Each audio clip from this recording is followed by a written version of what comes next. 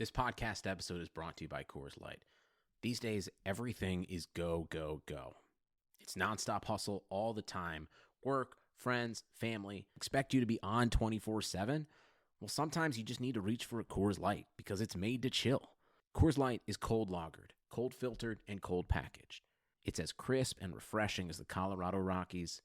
It is literally made to chill. Coors Light is the one I choose when I need to unwind. So when you want to hit reset, reach for the beer that's made to chill. Get Coors Light in the new look delivered straight to your door with Drizzly or Instacart. Celebrate responsibly. Coors Brewing Company, Golden, Colorado. Hey guys, it's me. I just wanted to come to you to tell you about some of the things that we have going on here at the Timeline. First thing is an Aaron Baines video that Sam made recently that you can find on our YouTube channel. If you haven't already, search the Timeline Suns on YouTube and subscribe to our YouTube channel and check out that video on Aaron Baines' impact in DeAndre Ayton's absence. The other thing you can find is a t-shirt that we released recently. In the bio for that video, there's a link to purchase it. It is a hashtag shirt inspired by Kelly Oubre and the hashtag that Suns players have been using. Purchase that shirt if you would like. It would help us if you did, because it's nice support for us here at the podcast. This week's episode is brought to you by Untuck It and Manscaped. Let's go. The Timeline is a Blue Wire podcast.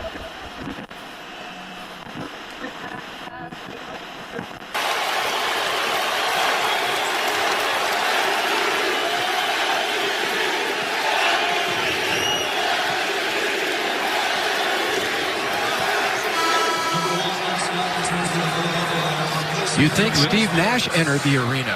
Well, no. This is Devin Booker's arena. I know. And that's the last time I heard MVP chants. Well, because he's putting his team in position for them to feel good about it and to chant it. And he's earned that just based on his ability to show that he can be special.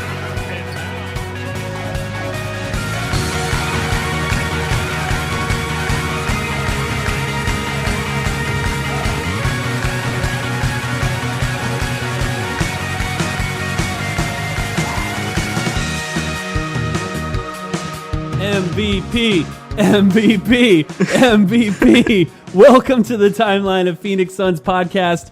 Wow. Again. Wow. I can start another podcast just with wow.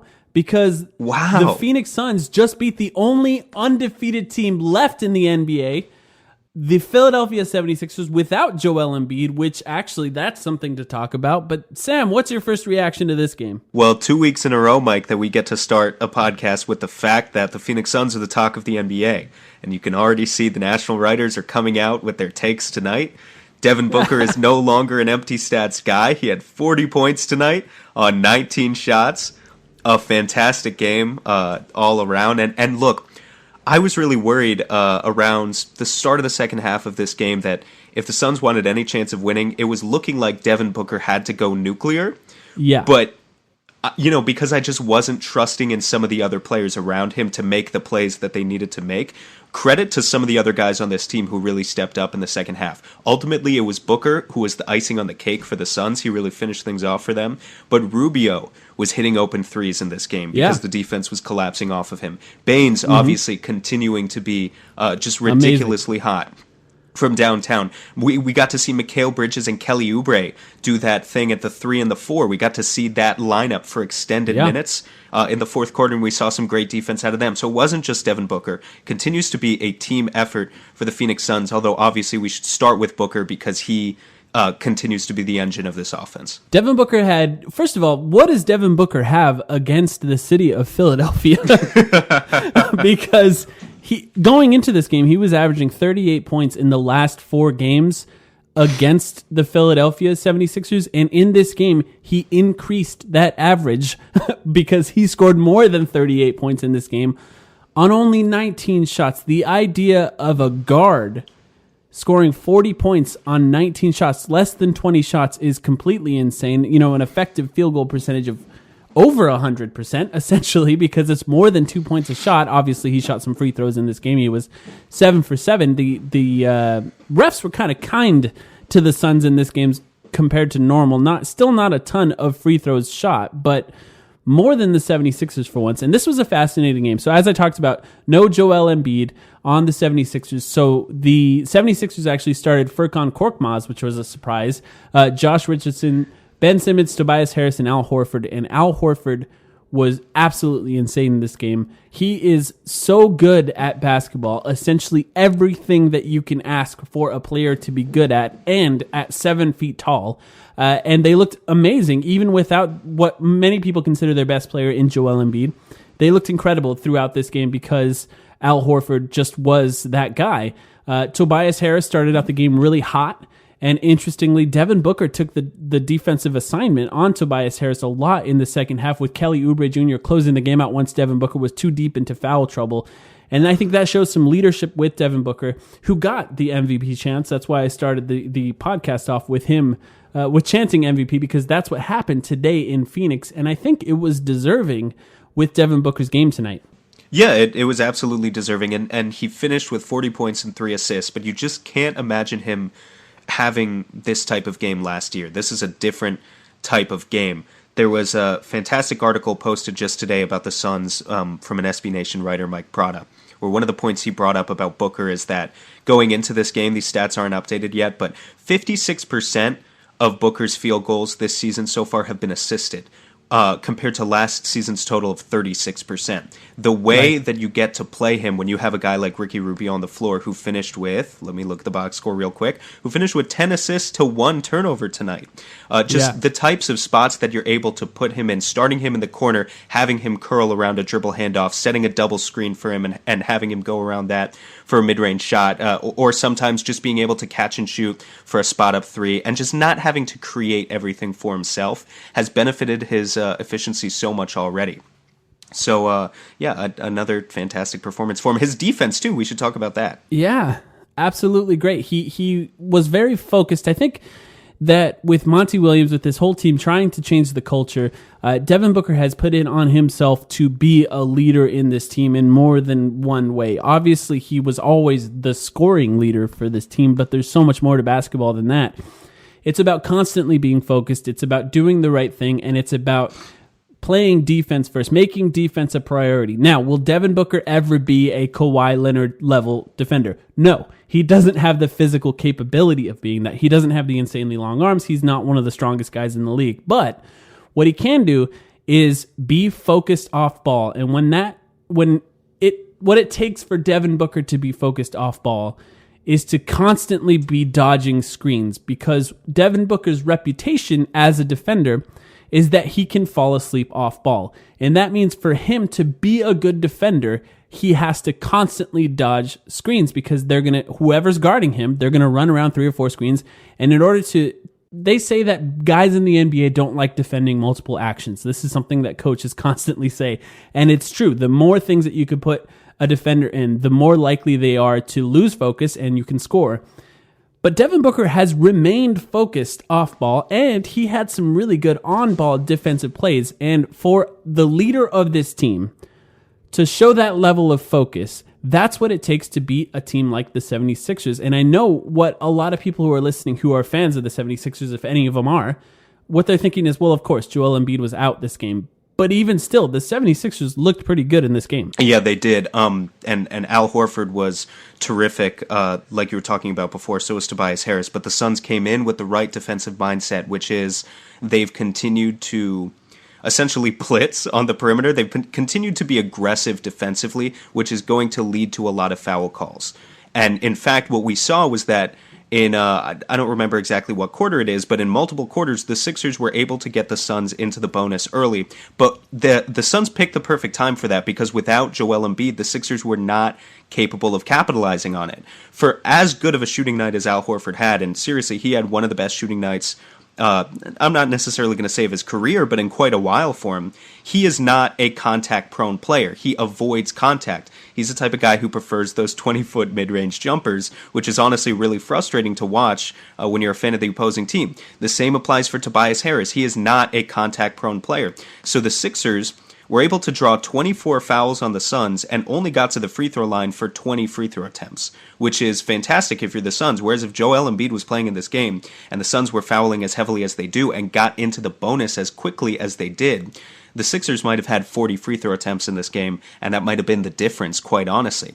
But without Joel Embiid in the game, it was just really smart coaching by Monty Williams to stick with the game plan and the game plan work. Yeah, really fascinating to put Aaron Baines on Ben Simmons to start the game and Dario Saric on Horford on the perimeter, and really just kind of focus on not letting Ben Simmons get into the paint. And, interesting to watch those two Aussies guard each other. Well, more Aaron Baines guarding Ben Simmons than the other way around. Horford tended to take Baines on the other end of the floor, which is kind of what you want for the Suns. That really works to your advantage because the idea is to pull Horford out of the paint. And with Baines having another night where he shoots 3 of 5, and it really is with Baines, you got to wonder, is this just who he is now? Like, is he just a guy that is a flamethrower from 3? Is this sustainable?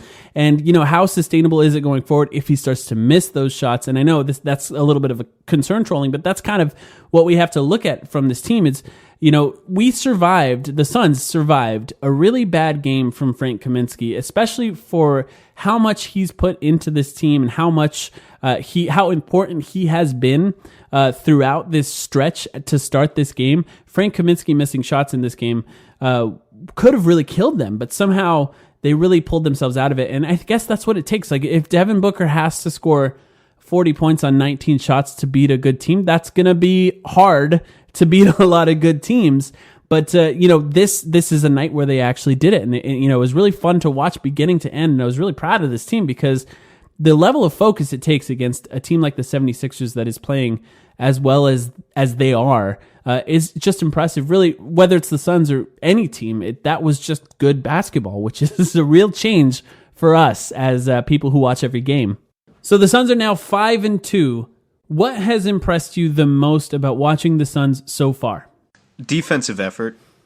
We talked about it last week, but that's not something that we expected. I mean, maybe you expected it from certain role players. You expected Aaron Baines to come in and be an enforcer to some degree. I didn't expect him to play this well defensively. I expected Rubio to come in and lead the team defensively, but basically I thought those guys could come in and do their best and try to lead by example, and the Suns would still be a below-average defensive team. And what we've seen so far is that they're top 10 in defensive efficiency. And is that sustainable? At this point, I'm still not sure. I'd be willing to say it is, but at least for now, through 7 games, it looks real. And we've seen effort out of not just the usual suspects, but the unusual suspects as well. We see Booker continue to play with effort on defense and work to change the narrative that he's a terrible defensive player, which is a great first step, even if he hasn't gotten the elite, like you were talking about, that, he's not going to be Kawhi Leonard, but he's working to change that narrative, which is good. So it all starts with defense. And I think if you talk to Monty Williams, he will, how frequently he will direct the conversation towards defense and this team's ability to play the passing lanes and get deflections and be disruptive with their length and turn defense to offense. I think that's their calling card right now, and Monty Williams is really proud of them changing that reputation. Yeah, I think what's impressed me the most has been just the way that they have won games so far this season. With 5 wins, they have won. Now, this was the first game where Devin Booker had kind of a monster game, and they won. It was a 40-point game. It was his highest scoring point of the game, or highest scoring game of the season. Previous to this, he's only had 1 game that exceeded his average from last season in scoring. Actually, 2 games, I should say. It's the Golden State Warriors game. It's hard to even count that one because they're not really a team. And then there was the Clippers. There was the Clippers game where, the Golden State Warriors. We haven't talked about that game, but wow. That team is a bizarre one. But they won with Booker scoring 22 and getting 10 assists. They won with him getting 30, and now they won with him getting 40. They haven't really just put themselves on his back in any real game up until now, essentially. This game against the Philadelphia 76ers, they needed Devin Booker to win. Outside of that, it has been a team game offensively. They've talked about, Monty Williams recently talked about after the Memphis game, that they have a we score mentality. It's not an I score mentality. And the idea being always make the right play. move the ball until the right guy gets open and he shoots it. And if he shoots it and he scores, we all score. And that idea of a team, this is all platitudes that every coach talks about. This is the thing. It's For sure. Basketball is, when you boil it down, basketball is relatively simple to talk about. What's difficult is getting guys to buy into it. And I think that takes a lot of things, right? It takes a really good coach, but it also takes the right roster and the right leaders. And up until this season, I think something that had been a talking point for us last season, Sam, you and I particularly, was that there was a void at power forward, there was a void at point guard, but something that I harped on all last season, and you'll remember it, there was a leadership void on this team. I talked about it a lot. There wasn't a proper leader on the court. The closest we had to that last season was Jamal Crawford, and Jamal Crawford was no longer a good player. And that can only go so far when you're not really contributing on the court. So for now, the leadership to be taken by Devin Booker, and Devin Booker taking that very seriously throughout this season, I think is one of the other things that's impressed me the most, because it's been nice to see someone grow and develop, because he's still he just turned 23 years old, less than a week ago, or was it about a week ago now? So to really see him take that leadership and take it seriously. He talked about not wanting to score 40, 50-point games anymore, or how little that matters to him. I mean, these are all things that you want to hear. And to see them actually do it on the court has been really, really, really impressive. Well, Devin Booker has always been a master at talking to the media. It's always been so impressive to me how he handles just being a professional at this level, which, he's a guy who came into the league at 18 years old, and that's not a given for everybody. Hell, we should know as Suns fans it's not a given if you look at guys like Josh Jackson, even DeAndre Ayton, who I think is a great player. But DeAndre Ayton has a lot to learn about how to deal with the media and the types of messages and the types of image he presents about himself that leaks out to us, the fans. Whereas Devin Booker has always just been fantastic with all that sort of stuff. And it applies to him taking the steps to becoming a better leader now. But, also the other thing we keep talking about is that Monty Williams and James Jones both have empowered him to just trust his teammates. He was able to take over this game. But when the traps started coming from the Sixers in the second half, Booker was able to trust his teammates to hit open shots. He could trust that Aaron Baines is on a hot streak. Aaron Baines is shooting 50%, literally 50% from three this season. Booker is too now. Yeah, it's crazy. Booker's part of the 50-50-90 club as of tonight. I just checked. Yeah. But he can trust Baines to hit that shot. He can trust Rubio to hit an open shot. He can trust to find Kelly Oubre out in transition. He can trust his teammates to a level that we've never seen before. Even the guys who didn't have a good game tonight, too, by the way. Saric and Kaminsky laid an egg tonight, admittedly. And I'm glad that Saric didn't close out the game again and that it was McHale and Kelly out there in the final minutes. But I still think it's very, very important what Monty has done with those two players to empower them, to put the ball on the floor, to try and be creative players to make plays. Because maybe it didn't work out tonight, but when it does work out for those two guys, the entire team benefits as a whole, and that's how you create a 0.5 type of system where you can lead the league in assists, as the Suns are currently doing. Or if they're not literally leading the league in assists anymore, they're very close to the top. Yeah, and I give all the credit in leadership to Devin Booker, but the because he's the best player, right? And that's the most important thing, is to have your best player bought in. But the reality is, to have a really good team, you have to have a team full of leaders, and that is kind of what they have right now with Devin Booker. But they also have Ricky Rubio. The stuff that Ricky Rubio, he's kind of a genius. I'm really enjoying the experience of watching Ricky Rubio on a game-to-game basis and getting to see the little things that he does in order to affect the game outside of his shooting, because his shooting has been basically bad up until this game throughout the season. And the idea that he can get somebody in foul trouble, he's so smart at getting in the heads of younger players and younger guards. The way he kind of hits guys off ball, big men, he really stops them from rolling to the basket. And the stuff he does on defense, his rebounding, the outside of his for a player that can't shoot, and I guess we just saw another one in Ben Simmons, he really affects the games in so many different ways. So he's one of the leaders. There's also Aaron Baines is a leader on this team so far, because to play with that level of intensity constantly while he's on the floor is one thing, but the other thing with Aaron Baines is giving up your body on a game-to-game basis the way he does is insanely painful. Yeah. And the idea that he does not stop doing that is inspiring to other players on the floor. Is this the best week of Aaron Baines' career? It has to be, no right? doubt. Well, the best week of Aaron Baines' career, if you asked him, is when he won a championship with the Spurs. Right. And NBA career too. And that's what his goal is right now with the Suns, though. If you're looking at his stats, this is by far the best Aaron Baines, who is 33 years old, has ever played, bar none. He is the new Brook Lopez. He is Splash Volcano. This is who he is now. This is just his game, and it's incredibly impressive, given what you were talking about too, because this team needs Aaron Baines right now. If Aaron Baines takes a hard fall and goes down with an injury right now with 20 games left to go and DeAndre Ayton's suspension, they're kind of fucked. Not going to lie, because Aaron Baines right now, if I look at this roster, he's the second most valuable player on this team after Devin Booker. All credit to Ricky Rubio, who's been great. All credit to a number of other players on this team. But Aaron Baines, no doubt, is the second most valuable player. So for him to take the charges that he takes, to be as physical as he is, to take multiple elbows to the neck every game, whether it's, taking elbows from Valanciunas last game against the Grizzlies, or from Draymond Green a couple games ago against the Warriors, doesn't matter who it is. He's playing against some very, very physical players. So you're completely right. To lay his body on the line like that is huge.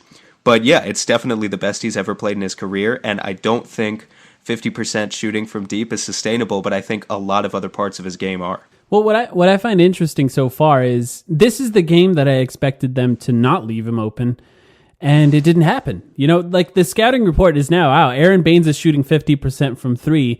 It's probably smart to cover him at the 3-point line. But because he's Aaron Baines, because he shoots the ball like it weighs 50 pounds, because he's kind of slow and lumbering, and he sets massive screens, this is part of it, right? The screens get him open too. It's not just about getting the guards open. He still is left open. And what I'm wondering is, at what point does he now get guarded at the 3-point line like he's a JJ Redick or somebody that he's shooting at the same percentage of? Obviously not as fast of a shooter and not as versatile of a shooter, but as efficient of a shooter so far. At what point does he get covered at that 3-point line, and how does that affect the offense, and how does that open up driving lanes for Devin Booker or Kelly Oubre or even Ricky Rubio getting into the lane and finding guys open on the perimeter or open on the cuts?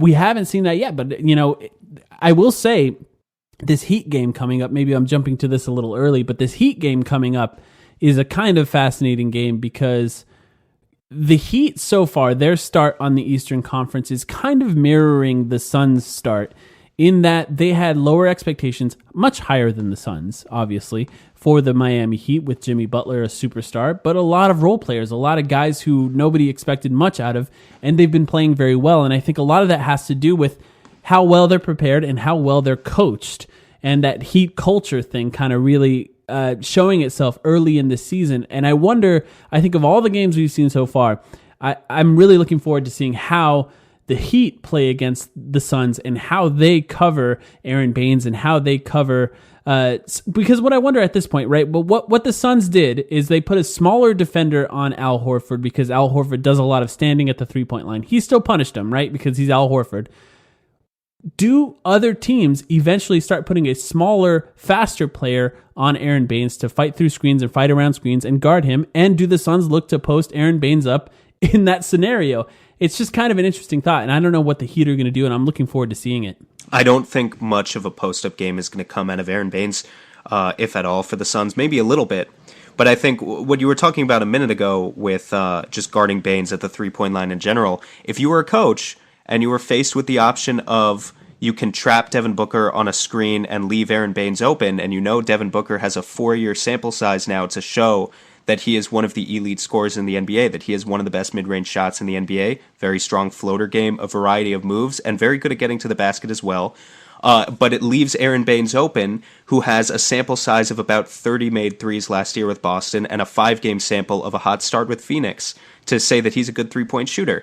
It's only natural for coaches to say, okay, let Aaron Baines continue to prove that he can make that shot. And luckily for us, he's done a phenomenal job so far, but I think it makes sense why coaches are doing what they're doing. It's going to take Aaron Baines a little bit longer, maybe another 10, 15, 20 games to continue doing this before the entire league catches on and says, this is, we have to go send extra guys to go and defend his shot. What you'll notice is there's a lot of writers that are now writing about the Suns, and I think that this game for the 76ers is going to be like a turning point where it's kind of impossible to ignore the Suns. We're probably going to get a Zach Lowe article. There's probably going to be a story about the Suns leading the ringer, and I think a lot of those are going to talk about how sustainable this run is for the Suns going forward and what they're doing and if that can continue in the future. And I think what we're going to talk about, let's take a quick break real quick, and let's talk about how sustainable we think this is and how worried we should be about some of the players that maybe aren't playing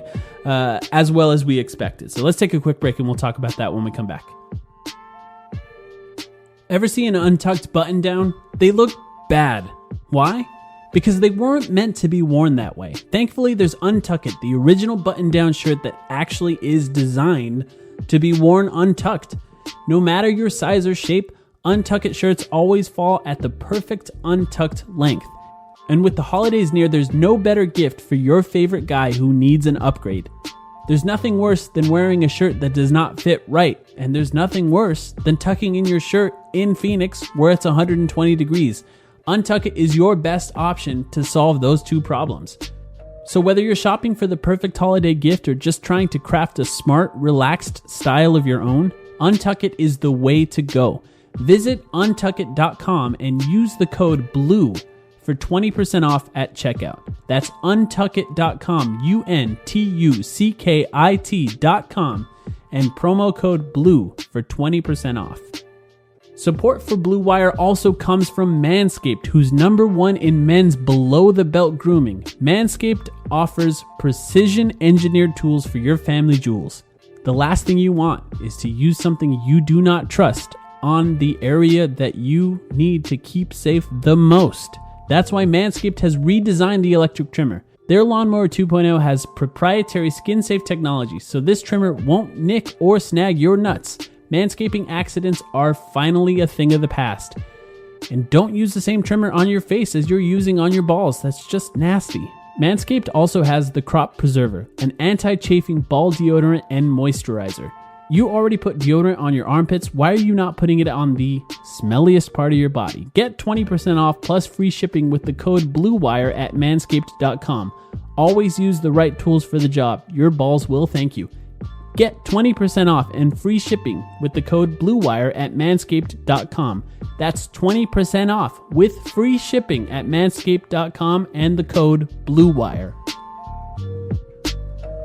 Okay, let's talk about some players. So the Suns have obviously been playing really well. I think you pulled a stat that said the Suns were 3 games above 500 for the first time since 2015. Is that the case? Yes, that's correct. Since their 39-43 season. It's actually kind of funny that season. Wait, 39-43? Does that have? Yeah. Oh. Yeah, that's 82 games, right? Okay. Well, that season was kind of funny to me because if you remember, they went into the break. That was when everything fell apart. At the trade deadline, Dragic demanded a trade and IT was traded. Yes. And they were above 500 for a while that season, and then things just fell apart at the end. Yes. But yeah, since 2015, this is the first time we've been this far above 500. Yes, that was the All-Star break where I said Ryan McDonough should have been fired. Yeah. Because that was the moment a lot of people said that, I think that his career should have ended, and it continued on for a few more seasons, probably a little too long. But yes, they're now 3 games above 500, and they're playing really well. But that doesn't mean that there aren't things that maybe we should talk about that we maybe are a little concerned with. Or maybe more specifically, we should talk about how concerned we actually should be with these things. And I think the first player that we should talk about is Mikal Bridges. Mikal Bridges is averaging, I think, the least amount of minutes that he has so far in this first stretch. Compared to last season. Last season, I don't know if you know this, Sam, he played the most minutes of any Suns player last season. Did you know that? I did, maybe not. At some point, you probably did. He played all 82 games, right? That's I think the stat that I hear a lot about him. That's the main reason why he played the most minutes, right? He played every single game, and at the end of the season, he was just playing basically the whole game because of how much he offered defensively. Well, the defense is still there, right? The defense is as good as it has ever been with Mikal Bridges. In fact, there was an awesome stretch in the 76ers game where Javon Carter and Mikal Bridges checked in and all hell broke loose on defense, and they were just harassing guys all over the court. And that was a huge stretch in the third quarter that led into the fourth quarter defensively. Javon Carter didn't get a lot of minutes in this game because the 76ers are all over 8 feet tall, I believe, every single player on the team. And Javon Carter can't really get minutes in that case. But Mikal Bridges, his offense is not quite there yet.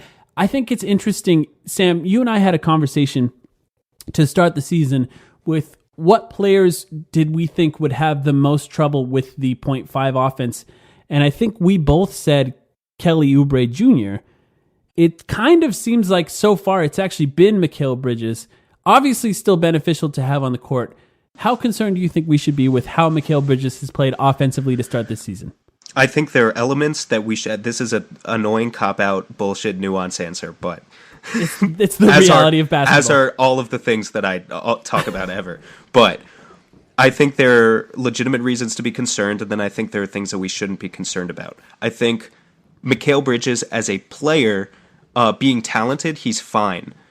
But I think that there are maybe ways that we could use him a little bit better. I think if there's one player on this roster that you could look at and say maybe Monty needs to think about how to use this guy a little bit better, it's Mikal Bridges. And the reason I say that is because Mikal is really advertised as this 3-and-D guy, right? At his core, that's what he's supposed to be. Except the problem is he played 25 minutes tonight, didn't attempt a three-pointer. Yeah. Going into tonight, he attempted in 6 games 7 3-pointers. So now he's attempting 1 3 per game as a guy who's playing about 20 minutes per game, which for a 3-and-D guy, and he's not making those shots either. But it's just, it's not going to cut it. So you have to think about how are you going to better utilize him as a spot-up threat. And I think some of that is just maybe an outlier. Maybe some of those shot attempts are going to find him.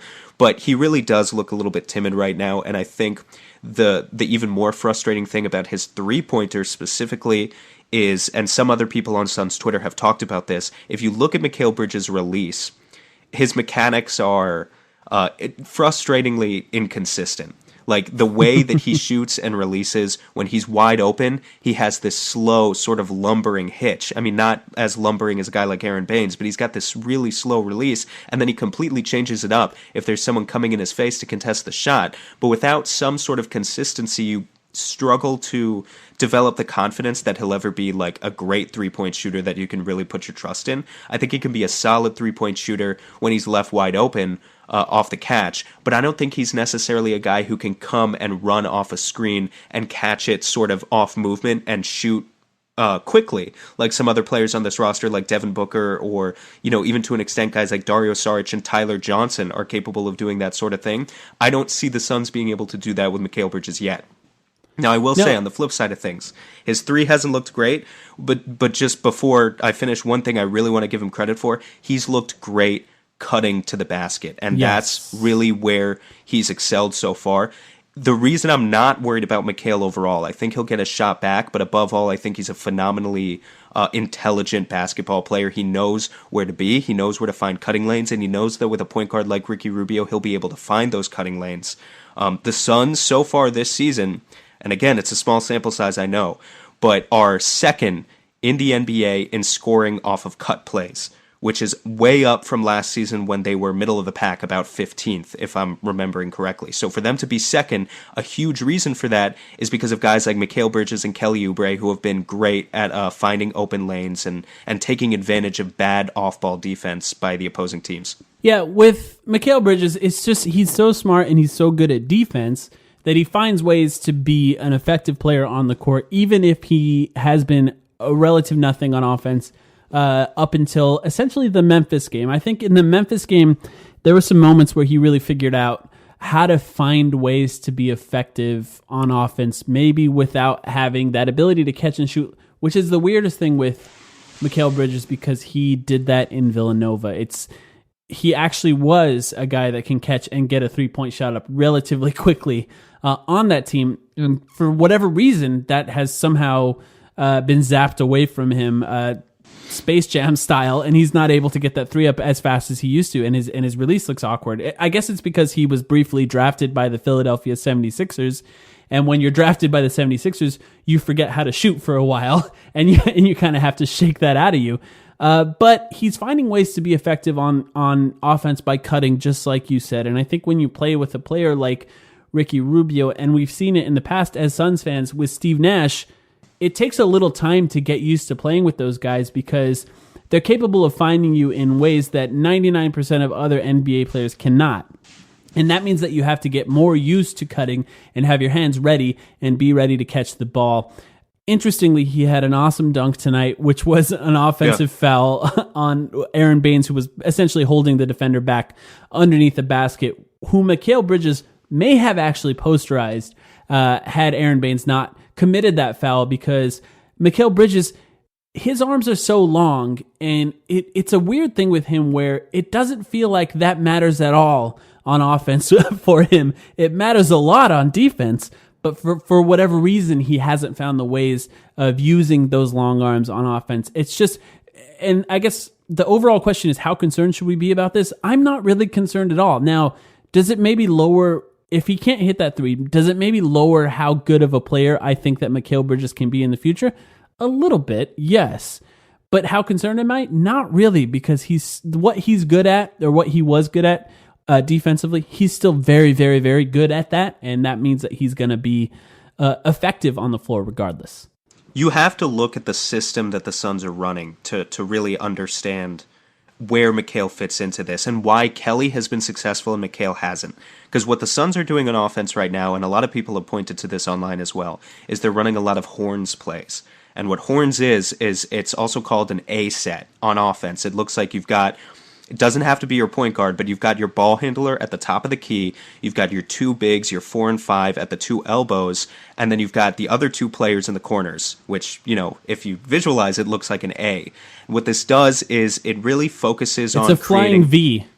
It's a flying V. It's a flying V. Yeah, maybe it's more of a V than an A, although it's called an A set, not a V set. No, it's an A, yeah. But it creates more opportunities for your ball handler and your 4 and your 5. And the reason it works for the Suns so well right now is because the 4 and the 5 for them have been guys like Dario Saric, any combination of Dario Saric, Frank Kaminsky, and Aaron Baines, where all of those guys are able to pop out and hit the 3, but equally all of those guys are able to roll in, catch, and quickly fire out to shooters who are potentially on the corner.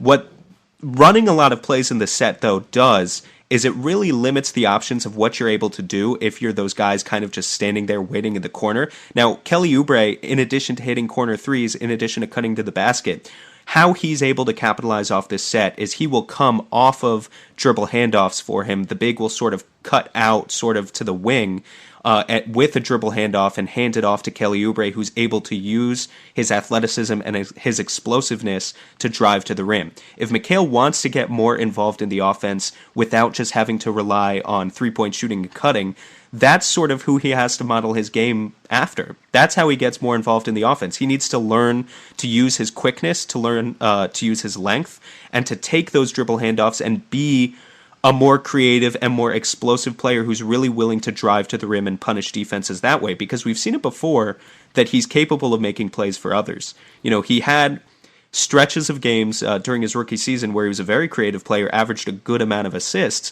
We just haven't seen it from him in this particular system yet because he's sort of just spent so much time kind of looking timid in that corner.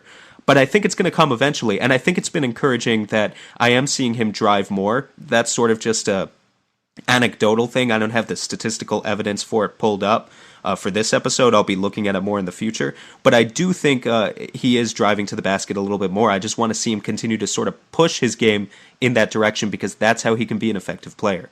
Yeah, exactly. And I think actually the Horns conversation actually fits nicely into the how concerned should we be about stuff conversation, because specifically Coach Nick from, what is it called? B-Ball Breakdown on YouTube. Did a video on Are the Suns Real, which is going to be, by the way, every article about the Suns over the next 24 to 48 hours. How real is this from the Suns? And he talked about the Suns running a lot of horns, and he said that can become relatively predictable. I'm not really concerned about that, really, because that's what the Spurs did, so this doesn't feel weird.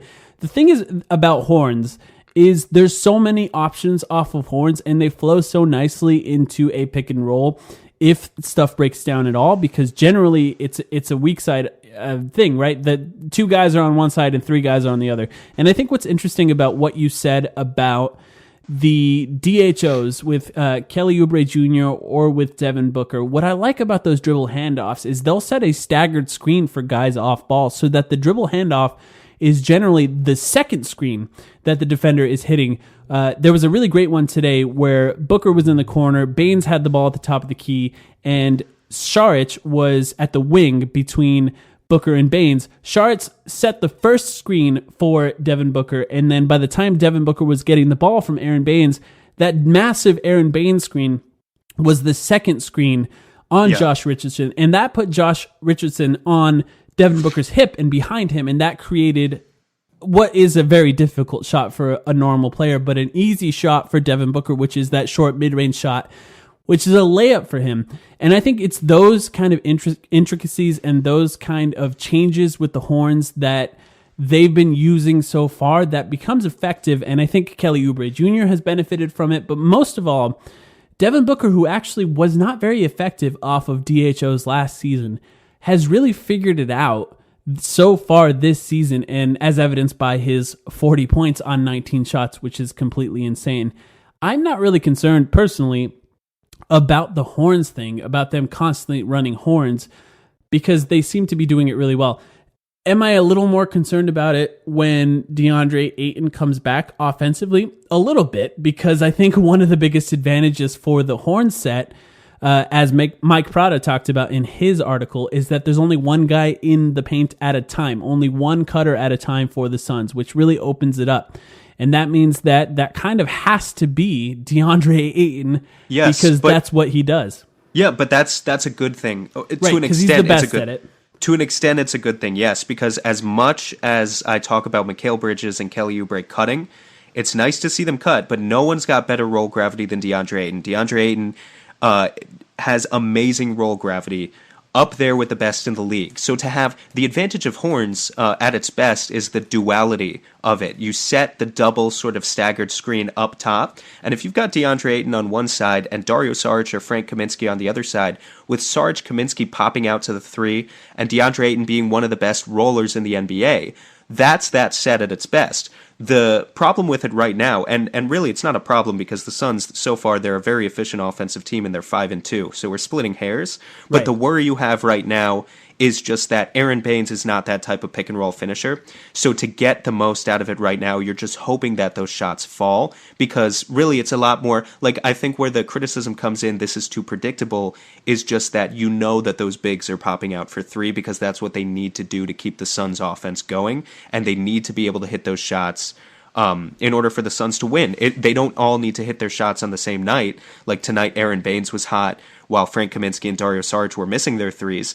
But if you have a night where all three of those guys, all you're doing is running horns, and all three of those guys are missing their threes, the Suns are going to lose that night because DeAndre Ayton isn't back yet, and they don't really have a guy who has the gravity to roll to the rim, collapse the defense, and score that way. Yeah, I tend to agree with that. I just think it's going to be a little interesting to see him, DeAndre Ayton, when he comes back, just being reworked into the offense because of just a big man like Aaron Baines who can shoot threes at that level blows up any defensive scheme a team has, because it just makes it really difficult to defend any team. That's what, like you brought up, he's the new Brook Lopez. That's what Brook Lopez did for the Milwaukee Bucks, who had one of the best records in the league last season. So you can see how important a player like that is.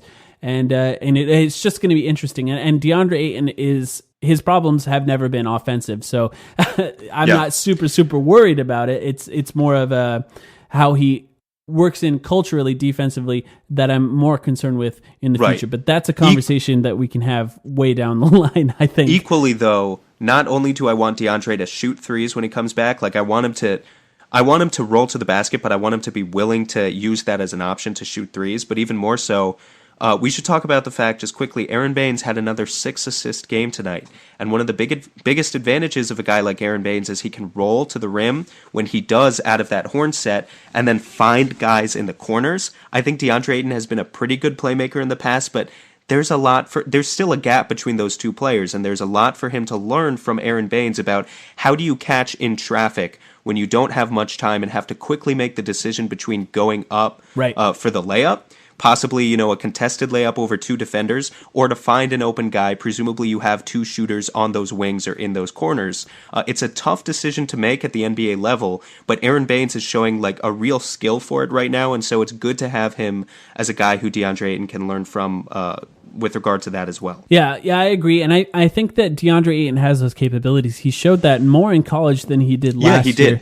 He did. He wasn't really much of a playmaker for the Suns last season, and I actually thought he would have been. In fact, before the season on YouTube, I made a video where I said, how can Monty Williams turn DeAndre Ayton into a playmaker? And that's something that I actually expect to, and I think we've seen a lot of how that can work with Aaron Baines, of course, who's been playing out of his mind. The next thing I want to talk about here is a conversation that's been sort of a hot topic with Suns fans, and that's Ricky Rubio's shooting. How concerned should we be that he really has not found the range from three-pointer, and he doesn't seem to be able to score on the move very much? Obviously, the offense is very effective with him on the floor, and I think that this 76ers game was a great example of how important his shooting is when you're playing a great team. What I think about Ricky Rubio is his inability to shoot does not really affect the Suns when they're playing teams like the Golden State Warriors or the Memphis Grizzlies. But to beat Utah, to beat Denver, to beat Philadelphia, he kind of does have to hit those shots in order for us to win those games effectively. And I think that's the whole thing with Utah, right? That's the reason Utah moved on. Now, they didn't know Mike Conley was going to turn into a pumpkin as soon as the season started, but I think that in order to be effective in the playoffs and against really good teams. I'm still sick, but that was also just funny. Against really good teams, Ricky Rubio does have to shoot. So, of all the things that we've talked about so far, I would say that I am mildly concerned with Ricky Rubio's shooting more than anything else. And the reason is that my expectations for this team are now much higher than when the season started. I do believe that it's possible for this team to make the playoffs, and I think that it's insane that we've mentioned the playoffs now 2 podcasts in a row on this topic. But in order for the Suns to make the playoffs, that has to get better. Now, does it have to be 40%? No, that'll never happen. Can it be 33% where he's making 1 out of every 3 shots? I hope so. I think that's the type of thing that it'll take. Yeah, and I tweeted out earlier tonight that with some Suns players especially, they have limitations that we knew about going into the season that just aren't going away. You can't wish away the fact that Ricky Rubio historically has not been a good three-point shooter. He could be a respectable 32, 33%. That's what we're both hoping for, it sounds like. But he's not going to be a good three-point shooter. Kelly Oubre, the more I watch him play, is not going to, like, if he's going up, and he's not passing that ball, even if there's 2 defenders collapsing in on him. You have to work around those things because they're just, you can't coach that stuff out of those players. That's just who they are. With Ricky, I think he still has a decent amount in his offensive game where maybe he could trim the fat out of it a little bit. Like, I don't know how much I like some of these 20-foot, not to get too analytical with it or anything, but like some of these 20-foot mid-range jump shots with him, I don't know how much I like him taking those shots. Even though he's not the best finisher at the rim, I'd really like him to focus on getting as much penetration as possible, because if you're Ricky Rubio, that's your best advantage. Yes. Kind of doing what we used to see out of Steve Nash, penetrating deep into the paint, and then even if you're not the best finisher, he's a decent enough one to get the defense hopefully to collapse in. If they don't, you take the layup. If they do, there's going to be someone open. I think it's like little things like that with him. Like, you could trim the fat out of your offense, but you're not going to be... we know who Ricky Rubio is. He's not going to be a 40% three-point shooter, and that's okay. Part of the reason that's okay, by the way, is because you also have a guy like Tyler Johnson, who, at any time is a great shooter, who could come off the bench and play next to Devin Booker. Like, the Suns' depth is also just much better this season, and that makes me feel a lot better about whether or not Ricky is a respectable shooter. Yeah, and I think what's been kind of fascinating about Ricky Rubio so far is how good he has been at drawing fouls for a player who is not an effective, really offensive player as far as scoring, and to be able to draw fouls in the way that he does, which is a lot of times pretty far away from the basket for somebody who is not really shooting a lot of threes or off the dribble kind of at all, just a few, maybe 1 or 2 shots a game off the dribble for Ricky Rubio is kind of fascinating. And I think that's the type of thing when I talked about earlier, the experience that we have had with Ricky Rubio and watching him on a game-to-game basis, that's the type of thing that I didn't really know about. His craftiness when it comes to drawing fouls and getting guys in foul trouble relatively early in a game, that's something that I didn't really know about. So he can still find ways to be effective offensively, and I think what's been fascinating about him is if you told me that he'd be shooting essentially 20-something% from 3 this far into the season, I would not have guessed that the Suns would have won 5 games by now. I would have guessed that they're doing pretty badly. So, and I think that credit goes to Ricky Rubio for still finding ways to be effective on the floor, and a lot of credit goes to Monty Williams for figuring out a scheme that utilizes players like Ricky Rubio and Kelly Oubre Jr., like you said, in the most effective ways to continue to win.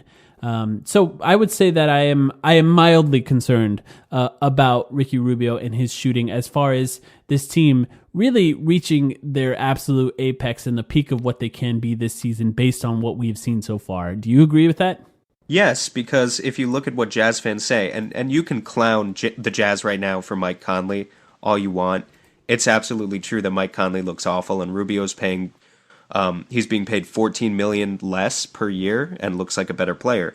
That being said, what Jazz fans always said about Rubio is this is clearly a player who can help us get to the first or second round, but when it comes time for playoffs and you need him to hit those big shots, he can't do it, and defenses, key in on that. So I don't know if he's going to be around for the Suns waving the championship banner. but you can still be a good team with Ricky Rubio as your starting point guard for sure. Yeah, I definitely and maybe you can win a championship with Ricky Rubio as your starting point guard. I don't know. I mean, who am I to say? But I always thought that was a valid criticism coming from Jazz fans, as as frequently as we give them shit for other things.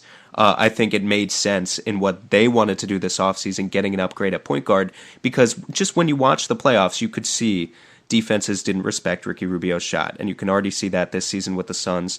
So similar to Aaron Baines, he just has to prove them wrong. Yeah, and actually to that point I was making about Ricky Rubio, I just looked it up because I had it in the last game. I don't know if this is updated up to tonight, but as of right now, what I'm looking at this on the NBA.com website, he's tied for 23rd in the NBA in fouls drawn, Ricky Rubio, and that's actually the same. He has the same amount of fouls drawn per game as Devin Booker. He's sandwiched between Donovan Mitchell and DeMar DeRozan. Wow. for amount of fouls drawn. And I think that is something that it takes a real craftiness and a mind for the game to be able to draw fouls like that. When you have guys like Donovan Mitchell above him and DeMar DeRozan below him, those are guys who attack. Those are guys who get to the basket. Those are guys who can pull up and shoot at any point on the court. And Ricky Rubio is not that. He does get into the paint, but he's not a threat to shoot at anywhere on the court, and that's a good way to draw fouls. Do you still have that page up? Out of curiosity. I do. Is Kelly Oubre on the list? Let me take a look. I got the top 40. Just curious, Yes. You're going to bring up what I thought he was going to do this season? He's not on this first page, which is okay. Well, that's kind of interesting because that's kind of what I think he's good at. Yeah, actually, I don't think here he is. He's averaging 3.7, whereas Ricky Rubio and Devin Booker are averaging 5, and that's 54th in the league. And I think for him, he's not really, and I don't want to be someone that's complaining about the refs here, but he's not really getting the whistle. And that's something that you have to be ready for. That's something that you have to adjust your game for. Because yes, he's getting hammered, but a lot of guys the scouting report is out. Kelly Oubre is going to try and score on you. Get your hands up, take the hit in the chest, and maybe you won't. Don't worry about the pass out. Yeah, because he's not going to pass. Exactly. Just stand your ground. Yeah, it's the TJ Warren thing. Well, and we always, to be fair, we always complained that TJ Warren didn't get those calls either, right? Yeah, and TJ Warren at least with Kelly Oubre Jr., he's not falling down and then being unable to get back on defense on the other end of the. I mean, that's an actual problem. I know I'm not trying to make fun of TJ Warren here, but if you fall on every drive and you're not getting the whistle, you're not getting back on defense. And I think the main difference between Kelly Oubre Jr. and TJ Warren, you can say offensively they're relatively similar, especially with TJ Warren not really hitting his threes like he was last season so far. This season, is Kelly Oubre Jr. brings so much effort and energy on defense. And in this 76ers game, picking up Tobias Harris, who was absolutely killing us in this game, late in the game, and throwing off their offensive rhythm by not allowing him to get that shot off in the mid-range, which is where he was killing us, that was necessary to win this game. And it doesn't really show up on the stat sheet. So, Kelly Oubre Jr., for all that he does offensively, which can be relatively frustrating, he brings so much more outside of that it doesn't really matter. Yeah, it doesn't matter for the most part, I would say. He again had maybe a little bit of a frustrating game for me in the first half, but he made up for it he had some really clutch defensive plays in this one. He was the one who had that nice block in the final few minutes of the game, I think. So yeah, it was Aaron Baines who got the block, but because of Kelly Oubre Jr.'s defense, was Aaron Baines capable of getting that block? And I think that's what I mean when I say it doesn't really show up on the stat sheet, but we all saw it happen. The energy, yeah. Yeah. Last player I want to talk about is Dario Saric. Dario Saric has been relatively unimpressive so far, but I'll just let you talk. What do you think about Dario, and how concerned should we be about him if, say, we want to make the playoffs? Well, we've seen glimpses of being impressed, I think, right? Yeah. Was it the Warriors game where he had 5 steals, or am I misremembering that too? I can check. Go ahead and talk, and I'll look that Okay, well, he had one game with 5 steals where I was like, whoa, Dario Saric has 5 steals. He had one game with, running the pick and roll. And I think, this is, as I readjust here, just really quickly, I think with Dario, you're going to get frustrated. It's going to be a frustrating experience with him and Frank both, because what Monty's offense calls for is empowering them to be playmakers, recognizing that they're not going to be the same. It's not going to be the same level of precision that you get from Devin Booker or Ricky Rubio. So you're going to have these nights, like Dario tonight had 1 assist to 5 turnovers, and I'll admit, he didn't hit his threes either, and he looked really frustrating to watch. But then you also saw stretches for him where he looked really good. And same with the Grizzlies game. He was taking pull-up jumpers in that Grizzlies game, and he can run the pick and roll, as I was talking about a couple of games earlier. So I don't know. I mean, he's just still such a more complete player than any of the power forwards the Suns have had recently. And I believe that Baines is not going to be shooting 50% from 3 the rest of the season, but similarly, Saric is not going to be shooting, he's roughly 30% right now. Saric is going to go up, Baines is going to go down. It's all going to even out. It's all going to be okay, guys. Once these guys even out, we're going to be fine. We have Saric is a 36% career three-point shooter, and we have a large sample size to believe that that's who he really is. So I don't think he's going to stay a 30% three-point shooter, and I don't think Suns fans are going to remain as frustrated with him for long. I'm really not worried about him at all. And the same goes for Frank Kaminsky, by the way. He's going to start hitting his shots too. I think that it's easy to predict that Frank was not going to continue playing like he was early in the season throughout the season, because he was absolutely on fire. But that's not something that you necessarily need from him in order to be a good team. You do need maybe a little bit better than tonight, because it took 19 shots and 40 points for Devin Booker to win this game. But for Frank Kaminsky, he does have to be a little bit better than that. But it's easy to predict that he wouldn't continue to be as hot as he was. With Dario, the book on Dario has been, by Sixers fans and Timberwolves fans that I've talked to online, that he always kind of starts off slow and then picks it up halfway through the season. That might be a conditioning thing. It just might be the way he plays with a rhythm thing going forward. So I'm not super worried about him, and I agree with you. I think he's going to pick it up, and Baines will probably cool off a little bit.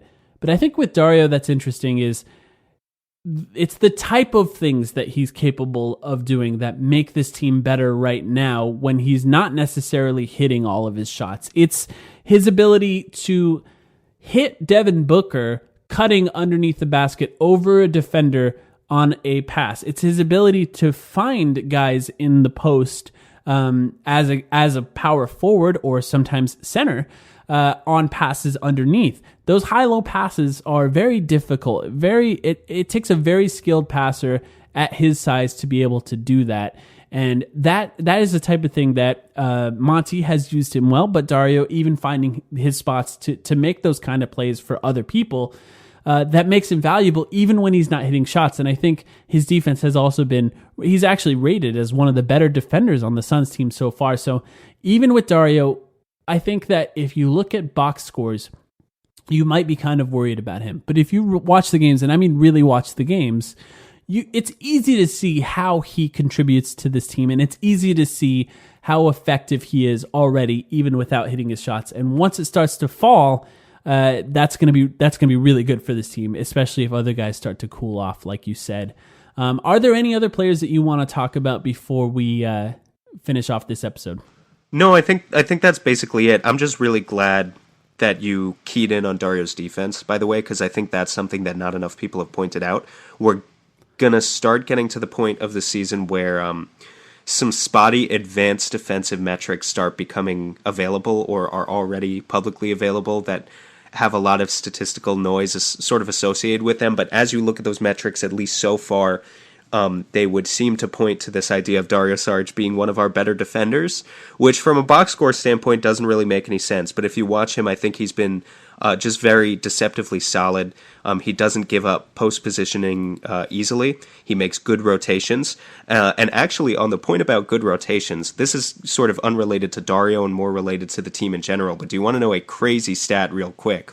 Is if you look at, and this is why the Suns continue to win games, the percentage of shots that the Suns take from beyond the arc that are wide open, where the closest defender is at least 6 feet away, the Suns are taking the second most wide open threes. Going into this game, these stats are not updated for after the Sixers game, so I don't know what it looks like after tonight because it hasn't updated yet. But they're taking the second most open threes in the NBA right now, and they are giving up, in terms of giving up the fewest open threes to the opponent, they are tied for the Jazz for 6th. So offensively, they rank 2nd in terms of getting the most open looks from the perimeter. Defensively, they rank 6th in terms of giving up the least wide open shots. Just the best of both worlds. Their offense has created open looks, and defensively, there isn't a single player who you can consistently point at as a weak link and saying that guy isn't making his rotations, and the Suns are giving up wide open threes because of it. Yeah. And you know what? That matches up with the eye test because Aaron Baines has taken 26 3-pointers this season, or plus the one season, so 31, I believe, so far this season. And I don't think a single one has been contested. Yeah, because he can't really shoot contested shots, and that's the guy that they're leaving wide open. So that makes sense. And I think the impressive part is the part about the opponents not shooting a lot of open 3-pointers because of the aggressive style of defense that the Suns are playing so far, which we will try to get into maybe a little bit more this week. Maybe maybe an extra episode. We're hoping. It's a really important thing to talk about. Giving up, just to tease a little bit, giving up open threes and the way that opponents shoot against the Suns could be make or break to their defensive scheme for the rest of the season. In terms of, we talked a lot today about how sustainable their offense is. We need to talk a little bit more about how sustainable their defense is, but yeah, we'll continue to do that maybe later in the week. Yeah, so 2 more games before our next normal episode. That is, by the way, a bunch of home games in a row here. I believe 6 home games in a row. But the next 2 games are Miami on Thursday and Brooklyn on Sunday. Both of those games are interesting. I think that Miami game is going to take a lot of focus because of how well coached they are. And that Brooklyn game, that team is very hard to predict. A lot riding on Kyrie Irving. They're not the team that they were last year. In fact, the Suns are closest to the team the Nets were last year as far as coaching and play style. Those 2 games will be interesting. We'll be back after that Brooklyn game. We'll record another episode for you next week. We're hoping to get another special bonus episode this week. So keep an eye out on your podcast apps. Hopefully we'll have another episode coming to you in the next few days. Anything else you want to add, Sam, before we end this one? Nope, that's all. The Suns are 5-2. Let's enjoy it. 6-game homestand, or 5 more home games coming up. So I think maybe, first of all, it's worth mentioning. Didn't we say the Suns were going to go 2-1 this week on last week's episode, and they ended up going 3-0? They should get a fucking round of applause for that. And, we said 2-1 for the games before the Philadelphia game, and we were right about that.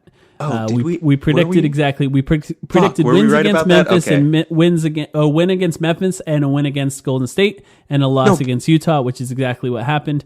And then this Philadelphia game, we were planning on recording before it, but then you didn't. Okay, all right, yeah, okay. So I misremembered. You're right. Well, I guess we were right then. So for us, it's a win-win. But the Suns should take advantage of this homestand, and hopefully by our next episode, they'll be even better. Yep.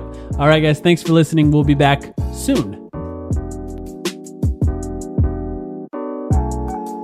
Well, you can just kind of tell it's coming, and I think the best part of watching it is knowing that he wants those challenges, and knowing that he wants the ball at the end of the game to make something happen.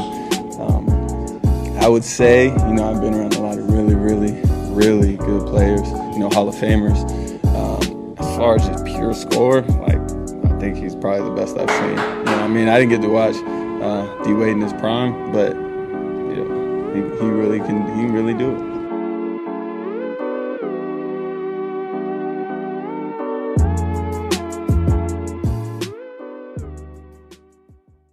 Sugar Ray Leonard, Roberto Duran, Marvelous Marvin Hagler, and Thomas Hearns. Legends, whose four-way rivalry defined one of the greatest eras in boxing history. Relive their decade of dominance in the new Showtime sports documentary, The Kings, a 4-part series premiering Sunday, June 6th, only on Showtime.